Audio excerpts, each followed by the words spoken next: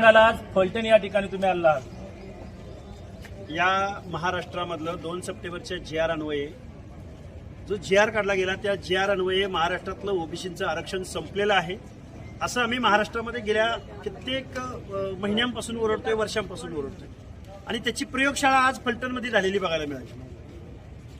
मूळ ओबीसीचे जे खऱ्या अर्थानं सामाजिकदृष्ट्या मागास आहेत, भटके विमुक्त जाती जमातीमध्ये जन्माला आलेले आहेत किंवा ज्यांना मंडल आयोगाच्या माध्यमातून बाबासाहेबांच्या संविधानाच्या माध्यमातून जे आरक्षण भेटलंय ते 9 सदस्य या फलटण पंचायत समितीमध्ये निवडून आलेले आहेत। ते वेगवेगळ्या पक्षांचे आहेत, पण या मूळ ओबीसींना बाजूला ठेवून इथं जे कोणी राजकारण करतात, जे कोणी आमदार खासदार आमच्या बहुजनांच्या मतावर निवडून जातात, त्याच मंडळींनी परत इथल्या मूळ ओबीसीला पंचायत समिती सभापतीपद न देता बेकायदा, बोगस, डुप्लिकेट जेवढे शब्द वापरावेत तेवढे कमी आहेत, घटनात्मक मूल्यांना पायदळी तुडवून या 2 डंगरांनी, मी डायरेक्ट बोलतोय, राजे आमचे फक्त छत्रपती शिवाजी महाराज होते की जे इथल्या रयतेला आणि 18 पगड जातींना न्याय देणारे होते।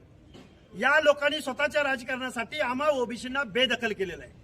फलटण ही क्रांतिकारकांची भूमी आहे आणि या क्रांतिकारकांच्या भूमीमध्ये बहुसंख्येनं आम्ही ओबीसी बांधव असताना, दीनदलित बांधव असताना आमच्या मताचा, आमच्या लोकसंख्येचा, आमच्या घटनात्मक अधिकारांचा विचार न करता आमच्या बोडक्यावरती कुणाला तरी बसवलेलं आहे आणि आमचं आरक्षण गेलंय ओबीसीचं हे आम्ही वेळोवेळी सांगतोय। त्याचं प्रत्यंतर आज फलटणमध्ये आम्हाला आलेलं आहे। इथं निवडून आलेले सदस्य आहेत, सगळ्या पक्षातले इथं कार्यकर्ते, पदाधिकारी इथं उपस्थित आहेत। आम्ही ओबीसी बांधवांनी जगायचं का नाही जगायचं? आमचा एखादा पंचायती मेंबर सभापती पद सुद्धा तुम्हाला चालत नाही? तुम्ही मंत्री, तुम्ही खासदार, तुम्ही इथं SC STचं रिझर्वेशन नसतं तर तुम्ही आम्हाला आमदार होऊ दिलं असतं का?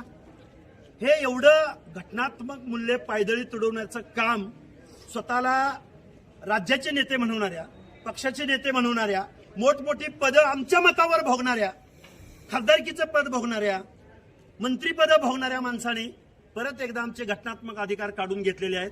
त्याचं आज आम्ही तहसीलदार महोदयांना निवेदन दिलंय।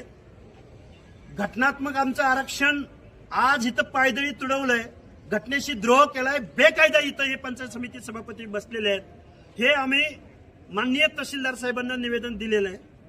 आज संध्याकाळी परत सकल ओबीसी बांधवांच्या वतीनं बैठक होईल।